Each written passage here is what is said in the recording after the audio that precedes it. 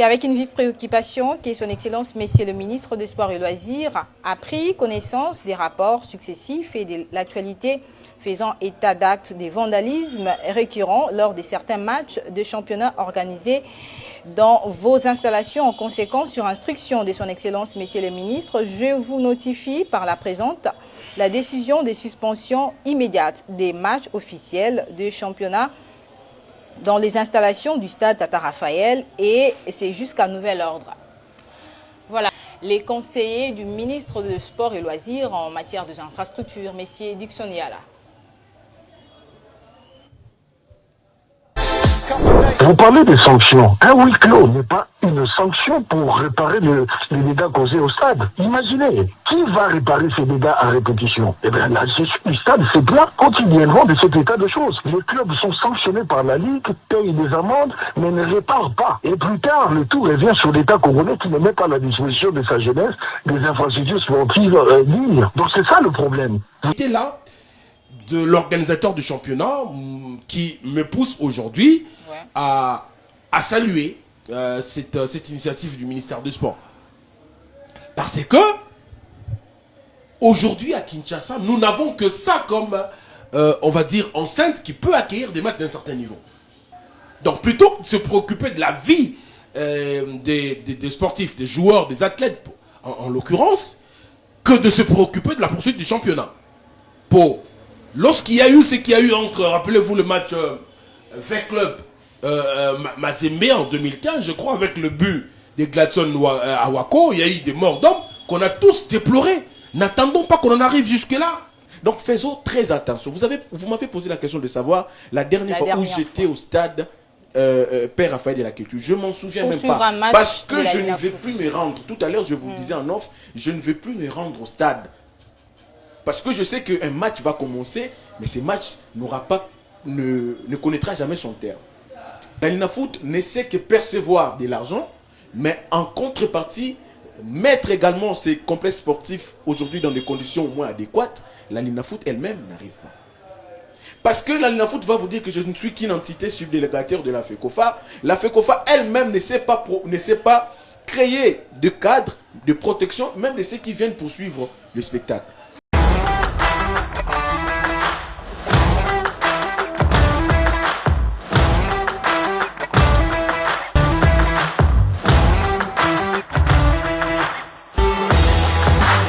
Dossier fermeture stade Tata Raphaël. On va lire en quelques paragraphes ces communiqués adressés à l'administrateur ou au gestionnaire du stade Tata Raphaël. C'est avec une vive préoccupation, si la régie peut nous aider, oui.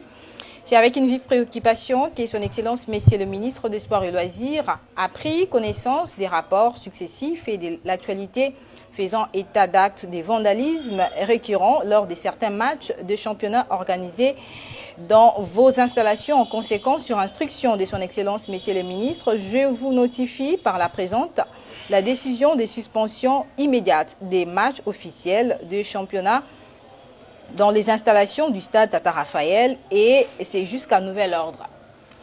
Voilà, à ces sujets, avant de commenter quoi que ce soit, j'aimerais qu'on puisse d'abord suivre les conseillers du ministre des Sports et Loisirs en matière d'infrastructures, messieurs Dixon Yala. Vous parlez des sanctions. Un huis clos n'est pas une sanction pour réparer les dégâts causés au stade. Imaginez, qui va réparer ces dégâts à répétition? Eh bien, la gestion du stade se plaint quotidiennement de cet état de choses. Les clubs sont sanctionnés par la Ligue, payent des amendes, mais ne réparent pas. Et plus tard, le tout revient sur l'État congolais qui ne met pas à la disposition de sa jeunesse des infrastructures sportives dignes. Donc c'est ça le problème. Vous avez cité un huis clos. Oui, bien entendu, il y a huis clos. Mais quand on a cassé lors du match avant le huis clos, quand on a cassé, le huis clos est une sanction. Mais quand on a cassé, qui va réparer? Le huis clos ne répare pas. Donc c'est ça la réalité. Il y a une documentation au sein du cabinet du ministre des Sports et Loisirs qui démontre clairement qu'il y a beaucoup d'actes de vandalisme au sein du stade de Tata Raphaël, qui est la seule enceinte sportive en ce moment qui reçoit le gros des matchs de football. Nous devons protéger cette enceinte sportive. En ce moment, le ministère a initié des travaux puisqu'on sait qu'il y a des problèmes de drainage au niveau de ces terrains-là. On est en train de réparer. pour dire que le ministère a le souci de cette infrastructure sportive. Mais détruire cette infrastructure après chaque match et ne pas réparer, ça c'est un problème. Donc on est en train de créer du tort, de causer du tort à notre propre stade. Imaginez, qu'est-ce qui s'est passé au niveau du stade de Martyrs de la Pentecôte? Pourquoi aujourd'hui, disons-nous la vérité, la CAF a suspendu le stade des Martyrs? C'est à cause du comportement des supporters. Parce que les supporters ont cassé. Et la CAF a suspendu ce stade. Donc la responsabilité des supporters doit être mise en avant.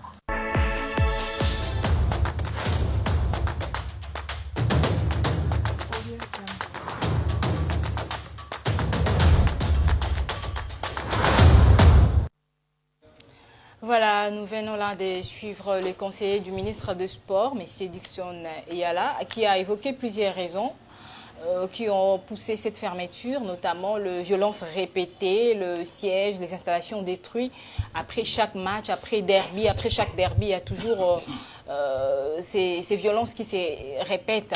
Alors, était-il nécessaire de prendre cette décision? C'était une bonne décision où il fallait revoir ou soit envisager de faire jouer le championnat à huis clos? Non, mais Dickson Eyala est clair. Il est clair dans ce propos. Qu'est-ce qui se passe, Sarah? On va sanctionner des équipes dont les supporters vont s'illustrer par des actes de vandalisme. La Linafoot va obliger au club de payer des amendes avant la prochaine rencontre, souvent, ou les prochaines rencontres qui sont souvent en huis clos. Oui, oui. Mais la Linafoot ou la commission de gestion, l'organisateur du championnat, ne s'intéresse guère à la réparation. La Linafoot va se contenter juste de percevoir les amendes. Et souvent, c'est retiré à la source. Les clubs qui sont privés de recettes et qui doivent payer des sanctions parce que des supporters ont commis des actes de vandalisme. Donc, c'est cette irresponsabilité-là de l'organisateur du championnat qui me pousse aujourd'hui à saluer cette initiative du ministère du Sport. Parce que aujourd'hui à Kinshasa, nous n'avons que ça comme, on va dire, enceinte qui peut accueillir des matchs d'un certain niveau. Mais comment les championnats locaux en attendant à Kinshasa sera arrêté? Non mais Sarah, est-ce qu'aujourd'hui on doit, la véritable question, c'est là où je voulais en venir. Il faut se préoccuper de la poursuite du championnat ou de l'existence d'un complexe qui peut disparaître aujourd'hui. Sarah, à supposer qu'aujourd'hui il n'y a plus de barricades, il n'y a plus d'air de jeu, il n'y a plus de vestiaire, parce qu'il y a même de violences qui vont jusque dans le vestiaire. Rappelez-vous le match Les Aigles du Congo avec Club. On a poursuivi des joueurs jusque dans le vestiaire. Donc, mettant ainsi, je vais dire, la santé physique de joueurs en danger. Donc, plutôt que de se préoccuper de la vie des sportifs, des joueurs, des athlètes, en l'occurrence, que de se préoccuper de la poursuite du championnat. Lorsqu'il y a eu ce qu'il y a eu entre, rappelez-vous le match avec Club Mazembe en 2015, je crois, avec le but de Gladson Awako, il y a eu des morts d'hommes qu'on a tous déplorés. N'attendons pas qu'on en arrive jusque-là. Et cette irresponsabilité de l'organisateur est inacceptable. De ce point de vue-là, Sarah, en conclusion, je dis, moi, je salue cette initiative. Parce que l'État congolais, ayons pitié, Sarah Moussissele, ayons pitié de l'État congolais qui doit faire face à plusieurs défis. Parce qu'après ça, c'est l'État congolais qui répare. Les clubs ne réparent pas. Les clubs se contentent de payer les amendes. Ils ne réparent pas. Stade Ekoli, moi, je salue la décision du ministère des Sports de suspendre. Mais j'ai une restriction, une concession.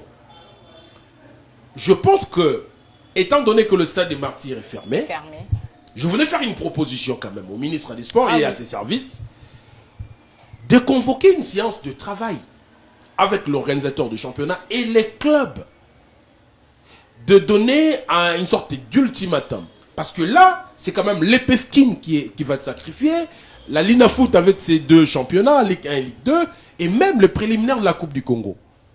Parce qu'on en a marre de voir aussi ce genre d'actes qu'on vient de voir. Nous, on ne vient pas au stade pour voir ça. On vient au stade pour voir un spectacle. et que le club dont les supporters vont commettre des actes pareils soient relégués. Soit relégués au lieu de priver les autres clubs, Céleste, Rangers, qui n'ont pas de supporters qui peuvent faire ça. Ils vont en pâtir parce que DSMP et V Club, il n'y a que le supporter de DSMP et V Club qui peut faire ça. Les autres clubs ne peuvent pas voir un championnat sans V-Club, sans les Aigles du Congo, sans OC Renaissance. Mais quand ces clubs-là n'arrivent pas à encadrer leurs supporters, qui cassent à tout moment, et l'État congolais, des moyens qui auraient pu servir à autre chose, doivent servir maintenant à réparer. Et que l'organisateur n'a Dieu que pour les sanctions financières, sans réparation. Quand on fait payer les sanctions, pourquoi ne pas donner aussi, contribuer à la réparation du stade? Voilà pourquoi, ça c'est ma proposition, qu'il y ait une séance de travail entre le ministère des Sports, organisateur du championnat et le club. Ok? Avec des mesures d'encadrement, faisant en sorte que les clubs dont les supporters vont casser, s'ils ne réparent pas, ils sont sanctionnés. Des sanctions qui ne vont pas caler à l'organisateur. Ok, des sanctions qui ne vont pas s'arrêter au niveau des comment je veux dire, passez-moi la répétition, des sanctions financières que l'organisateur du championnat perçoit. Qu'on répare et qu'en cas de non-réparation, que le club soit sanctionné par le gouvernement ou par le ministère des Sports. D'ailleurs, Matoumona, j'ai une question pour vous. Allez-y. C'était quand la dernière fois que vous êtes allé au stade Tata Raphaël? Pour suivre un match de la Ligue 1 Foot, bien sûr. Que Billy Kinkela a parlé pendant 12 minutes. Aïe. J'étais en train de voir. 12 minutes 12 minutes. Vous allez faire également la même chose.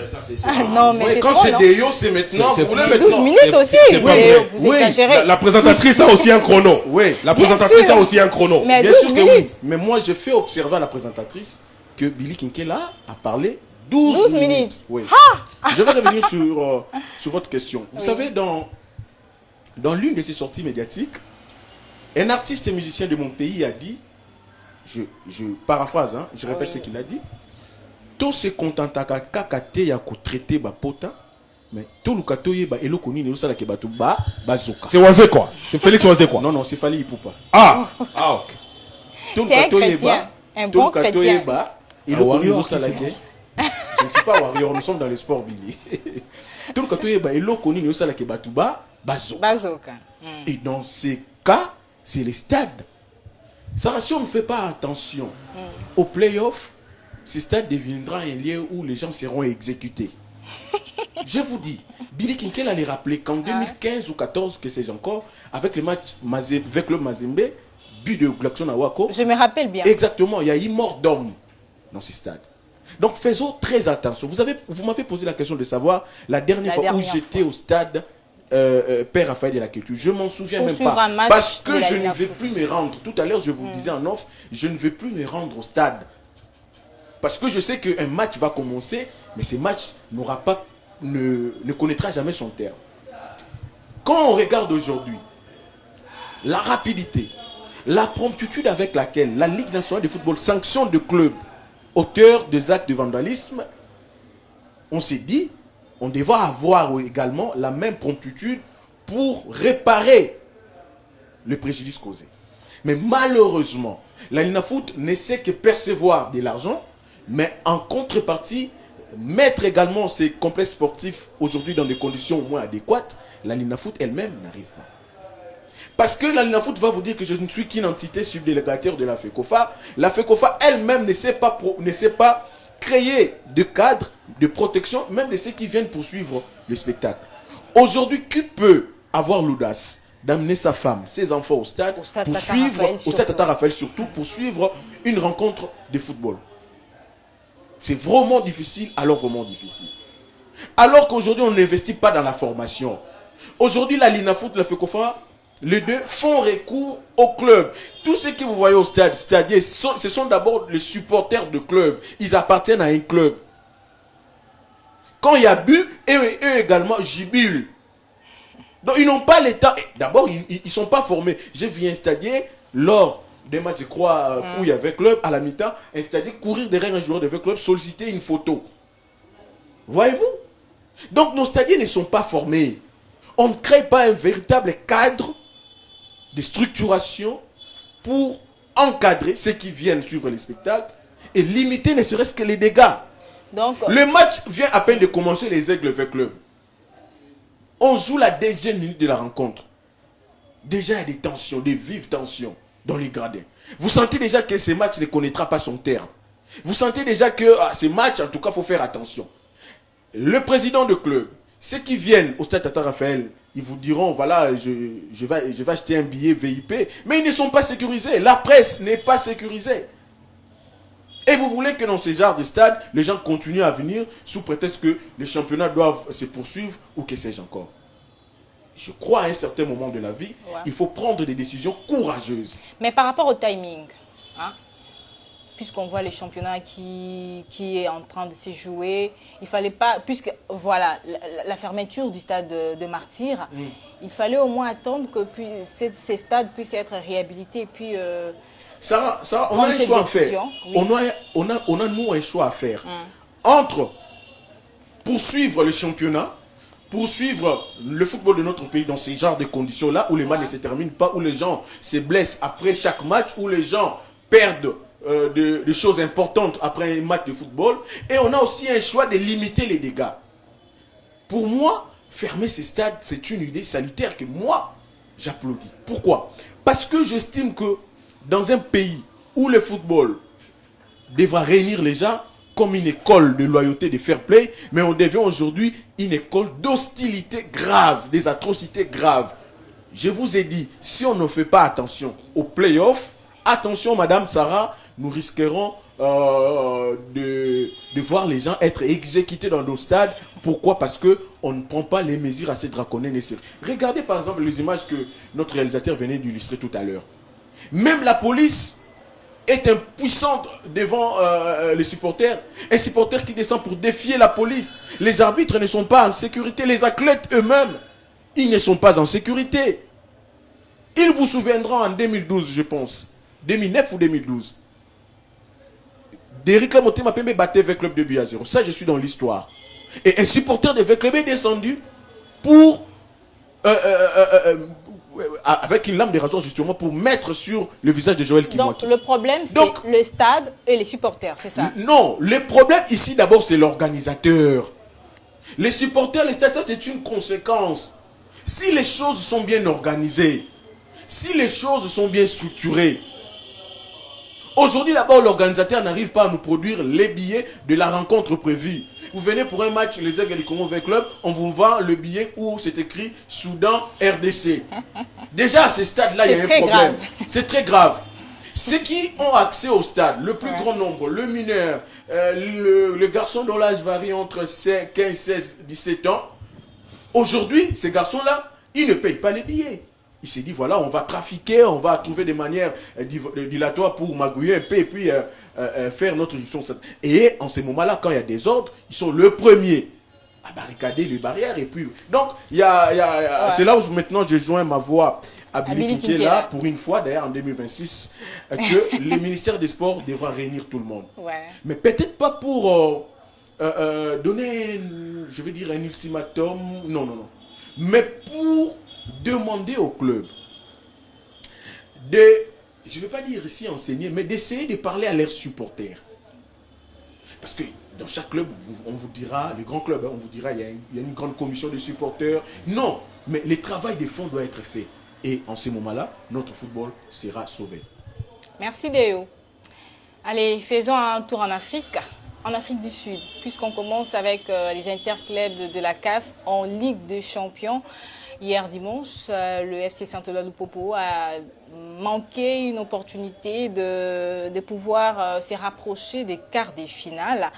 Voilà, dans une rencontre jouée avec beaucoup de pression face à la formation des Mamelodi Sundowns de l'Afrique du Sud.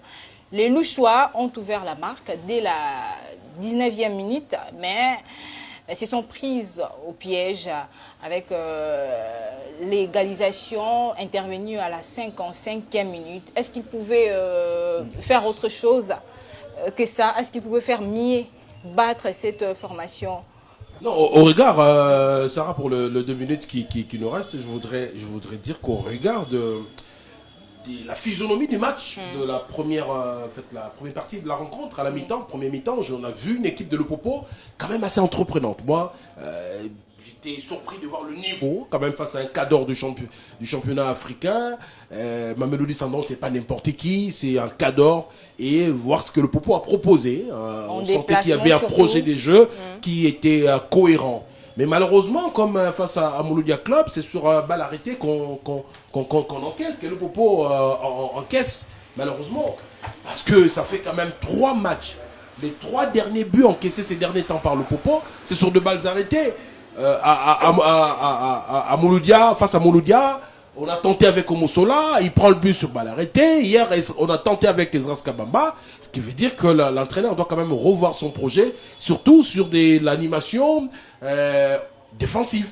Bon, de toute façon, on savait que ça allait être compliqué. Hein. Le Popo, après beaucoup d'années, et surtout dans un groupe où il y a quand même des grands clubs du championnat du continent africain, il ne fallait pas attendre grand-chose. Il ne fallait pas mettre la pression derrière cette équipe. Je crois que prochainement, ils ont tiré des leçons. Parce que là, je ne vois pas le Popo franchir un palier. Maniema, il peut se qualifier parce qu'il n'a besoin que d'un nul. On n'a plus de chance.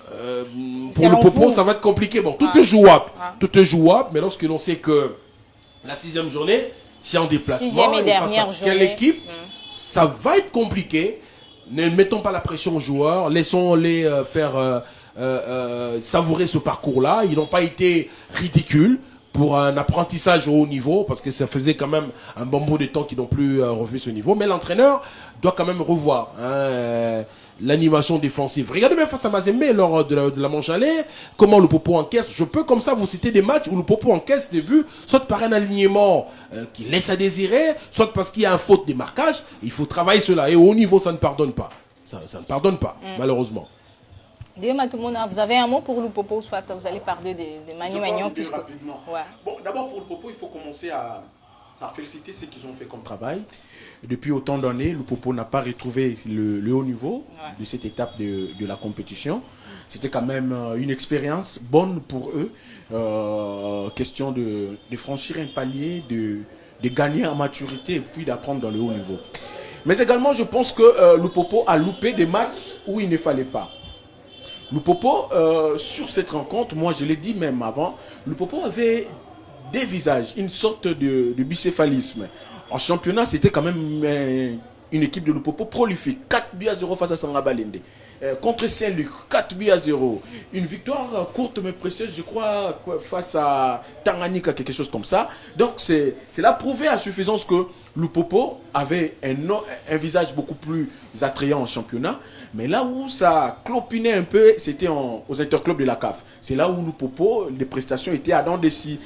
Lupopo gagne aujourd'hui, demain il courbe le chine. Ça n'a pas permis à cette formation de grandir. Je pense qu'ils vont suffisamment attirer des leçons. Mais pour Maniema Magnon, c'est là où j'ai dit, Maniema Magnon, je suis tenté de dire qu'il commence petit à petit à retrouver ses marques. Ouais. La victoire face au Wydad Athletic Club de Casablanca a permis à cette équipe de prendre une série d'options pour la qualif. Ça, c'est une bonne chose. Mais maintenant, aujourd'hui, Maniema Magnon est à un pas de la qualif à la prochaine étape. L'objectif sera atteint parce que n'oubliez pas, le général Amissi Tango Fort avait dit dans l'une de ses sorties médiatiques que cette fois-ci, il va falloir dépasser maintenant l'étape de phase des groupes. Je crois que c'est ce qui va être fait. Aujourd'hui, Maniema Magnon a 9 points.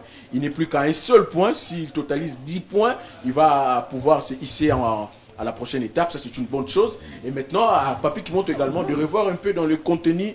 Il a du mal à resserrer les lignes. C'est là où ça pêche beaucoup du côté Maniema Magnon. C'est dans le repli défensif. Je crois qu'il va pouvoir travailler sur cet aspect des choses.